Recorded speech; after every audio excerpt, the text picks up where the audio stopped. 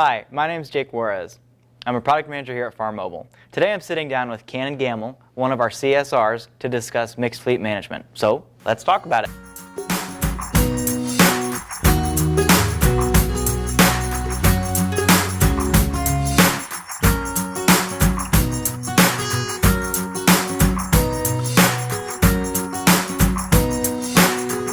So one of Farm Mobile's biggest strengths is our ability to work across multiple makes and models of equipment.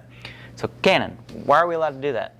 So one of the hardest things is having all the different brands and different controllers, which is why we came up with our more modular-based harnessing system. So the puck will always need power, so we have a couple different ways you can do that.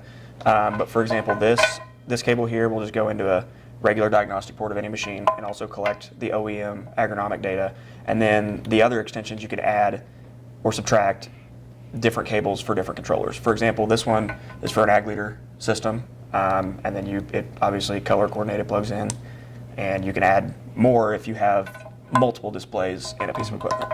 So how do you know which cables are required for which monitors? So typically it's dependent upon obviously what's controlling the implement in question. And most of the time they're pretty generic towards each one. So an ag leader cable is for an ag leader system. We have some generic Raven extensions that cover a little bit broader because it's just a common connector. But we do work on putting documentation together as far as what harnessing is required for each brand or setup of a piece of equipment. And why is it important to have mixed fleet interoperability? So we learned very early, whenever we first started getting into data collection as a company, that there's no silver bullet as far as a single color of iron on a farm or an ag retail operation, because different geographies and different use cases require different things, and some brands are better at something, for example, than others. So it was super important that for customers that wanted a complete data collection strategy, that we could interoperate with different brands and types of equipment. Mm-hmm. And if we have new users out there, how do they know that they have the correct cables for their machinery?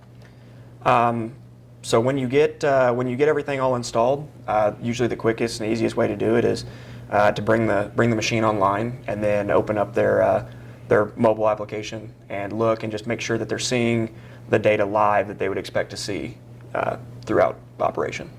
Awesome. And our cabling allows us to see real-time views in the fleet management dashboard.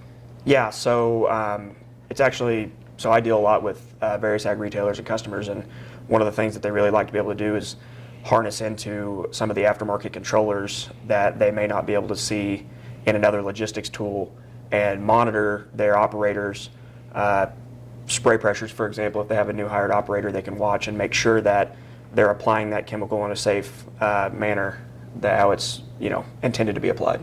Well, thank you, Cannon, for walking through some of our cabling options. If users have more questions, where can they go to get some more answers?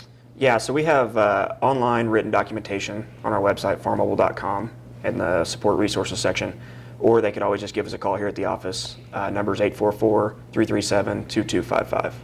Thank you for joining us on this episode of Farm Mobile Talk. If you have a topic that you would like for us to discuss, please comment below.